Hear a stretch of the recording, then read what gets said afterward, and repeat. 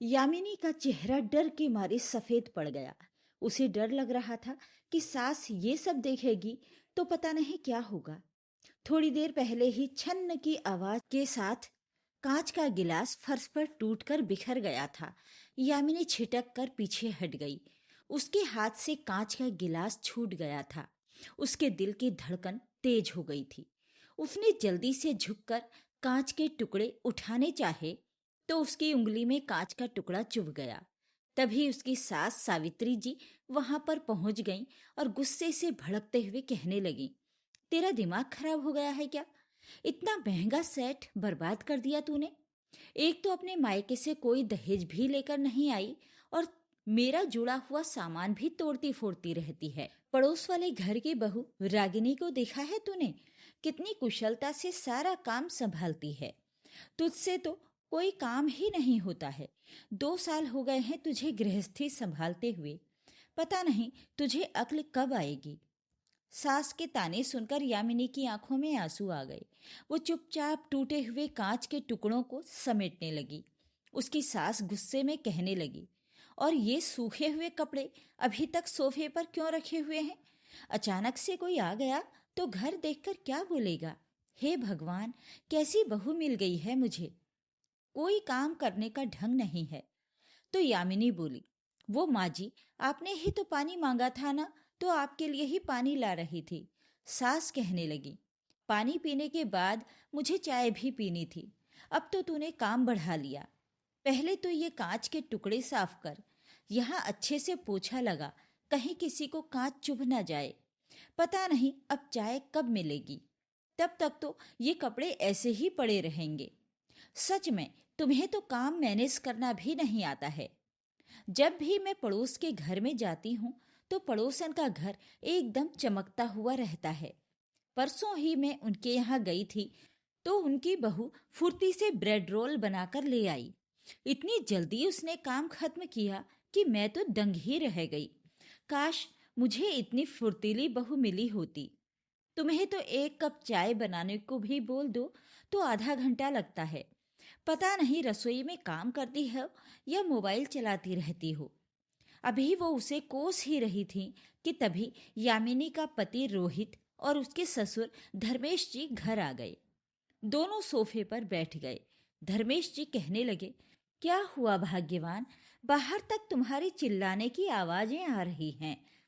तब वो शिकायत करते हुए कहने लगी, कैसी बहू पसंद करके ले आए हैं आप? कोई काम करने का ढंग नहीं है। आज इसने कांच का गिलास तोड़ दिया। तब धर्मेश जी चिंतित स्वर में बोले, बहू, तुम्हें कहीं चोट तो नहीं लगी? सावित्री जी मुंह बनाते हुए कहने लगी, हाँ हाँ, बस अपनी बहू की परवाह ही है। आपके घर के सारे सामान को बर्बाद करती जा रही है।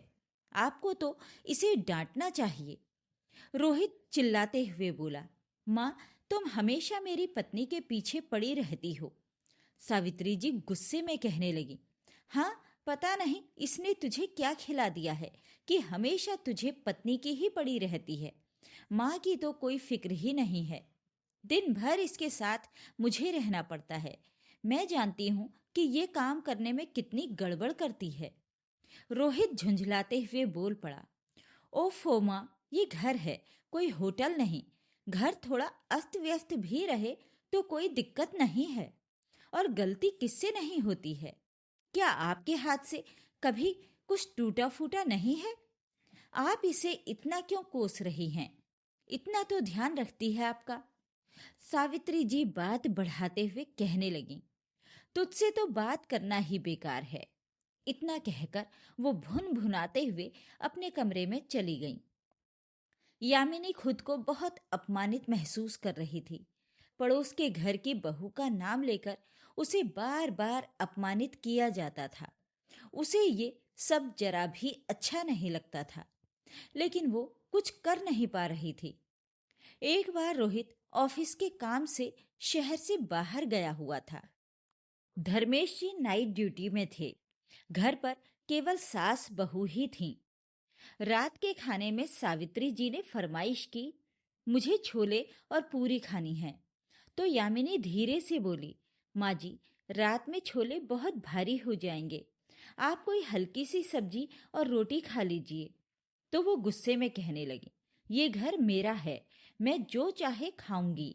तू कामचोर है, काम से बचना चाहती है, इसलिए छोले नहीं बनाना चाहती। दोपहर में मैंने चने भिगो कर रखे हैं, तू जाकर चुपचाप छोले बना। पड़ोस वाले घर की बहू कितनी अच्छी है, उसकी सास जो बोलती है वो बनाकर खिला देती है, कभी कोई सवाल नहीं करती। सास की बात मानकर यामिनी ने छोले पूरी बना दिए। डिनर के बाद वो अपने कमरे में जाकर सो गई। लेकिन आधी रात को सास ने जोर जोर से आवाज लगाई। वो उनके कमरे में गई तो सास कहने लगी, मेरे पेट में और सिर में बहुत तेज दर्द हो रहा है। तब यामिनी बोली, मम्मी जी आप घबराइए मत, मैं आपके लिए दवाई ला देती हूँ। वो दवाई लेकर आई, फिर सास के सिर में तेल से मालिश करने लगी।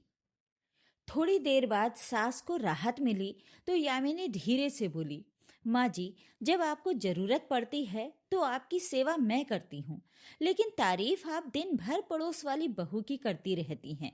अगर अगली बार आपको कोई तकलीफ हुई तो आप पड़ोस वाले घर की बहू को ही सेवा करने के लिए बुला लीजिएगा।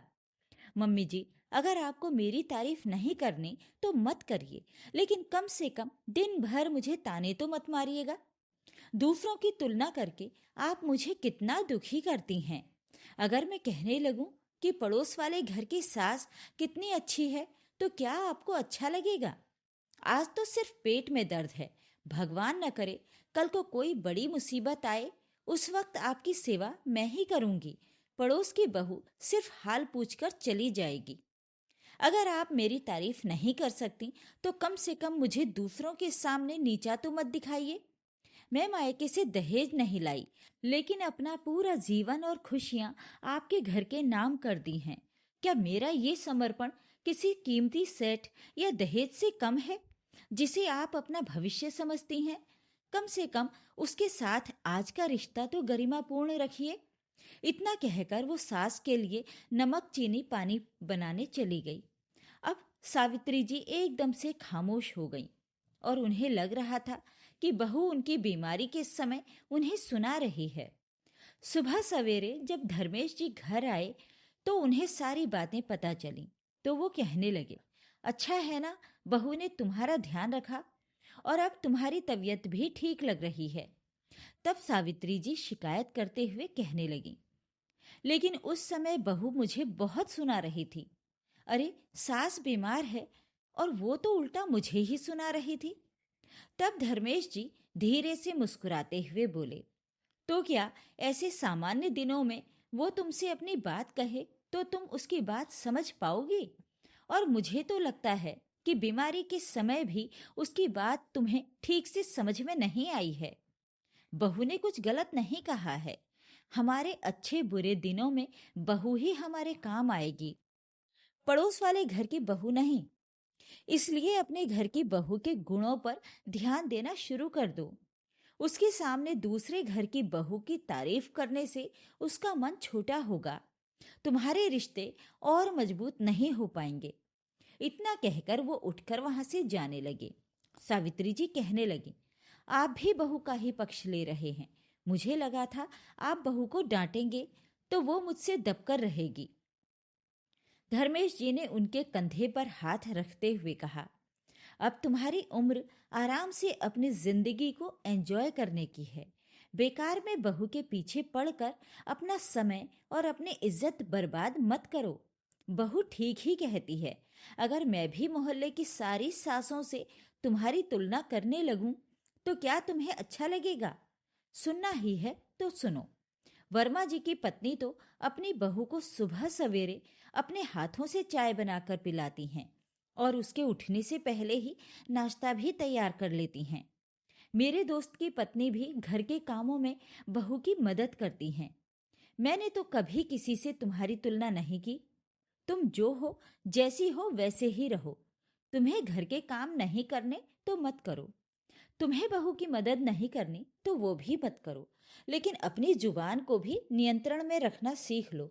यही तुम्हारे बुढ़ापे के लिए अच्छा होगा। अभी तो बस तुम्हारे पेट में दर्द हुआ था, भविष्य में कब कैसा दिन आ जाए कोई कह नहीं सकता। अगर मान लो कल को हम में से किसी ने बिस्तर पकड़ लिया तो यही बहू काम करेगी। बेटा तो दिन भर बाहर रहता है। तो सोच लो कि जिसके हाथों में अपना भविष्य हो उसके साथ कैसा रिश्ता रखना है। सचमुच पड़ोस वाले घर की बहू हमारी सेवा करने नहीं आएगी। इतना कहकर वो बोलते हुए कमरे में चले गए। सावित्री जी अब एकदम से खामोश हो गई थीं। रसोई के दरवाजे पर खड़ी यामिनी की आंखों में आंसू भर आए कि उसके ससुर जी कितने अच्छे हैं, जिन्होंने सास को इतने अच्छे से समझाया। सावित्री जी को पति की बातें कितनी समझ में आई थीं, ये तो नहीं पता, लेकिन उस दिन के बाद से उन्होंने बहू को ताने मारना या पड़ोस की बहू से उसकी तुलना करना बंद कर दिया था।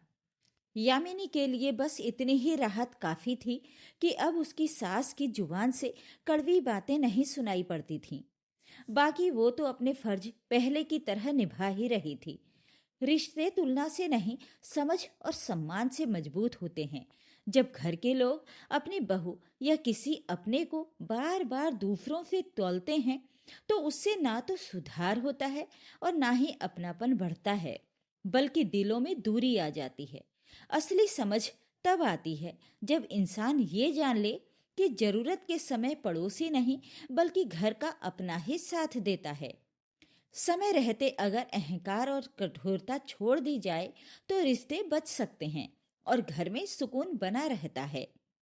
जिस हाथ में अपने बुढ़ापे की लाठी देखनी हो उस हाथ पर कभी तानों के घाव नहीं देने चाहिए, क्योंकि जरूरत के वक्त पड़ोसी की मिसालें सिर्फ शोर करती हैं।